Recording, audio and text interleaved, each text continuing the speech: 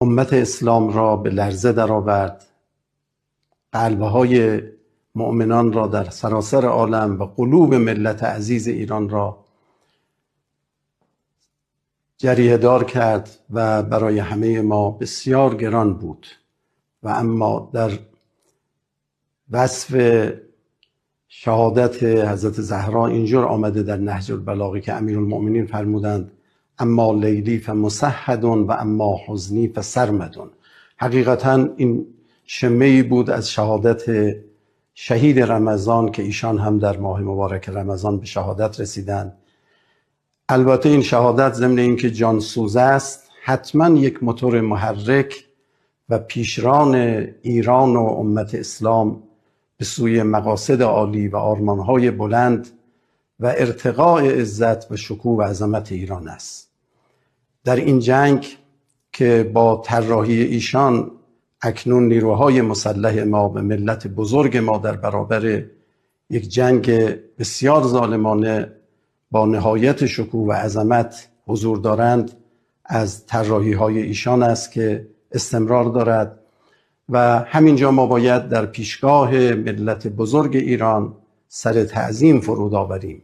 جوانان عزیز، مردان و زنان غیور و شجاع، نیروهای مسلح بسیار شجاع و جان به کف ما که در سخت‌ترین شرایط یکی از معرکه‌های دشوار را دارند اداره می‌کنند.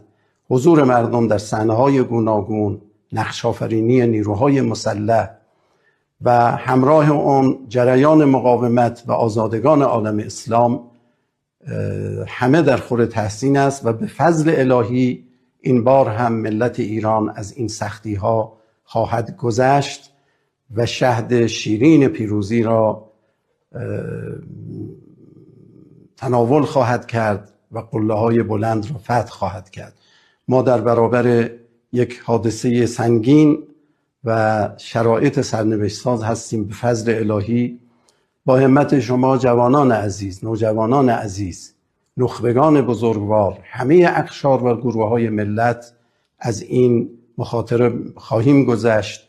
یک بار دیگر امریکا و رژیم صهیونی یک محاسبه غلطی را مبنای یک اقدام ناروا، ناصحیح و ظالمانه قرار دادند و ان شاء الله این محاسبه هم غلط در خواهد آمد. حضور این چند روز ملت بزرگ ما، جوانان پرشور، زنان و مردان انقلابی و حاضر در صحنه، نشان دهنده ان شاء الله پیروزی و پیشرفت‌های بزرگ است و به فضل الهی بر اساس اصل 111 قانون اساسی با سرعت تا تعیین رهبر از سوی مجلس خبرگان رهبری که امیدواریم با سرعت هم انجام پذیرد، شورای موقت رهبری شکل گرفت.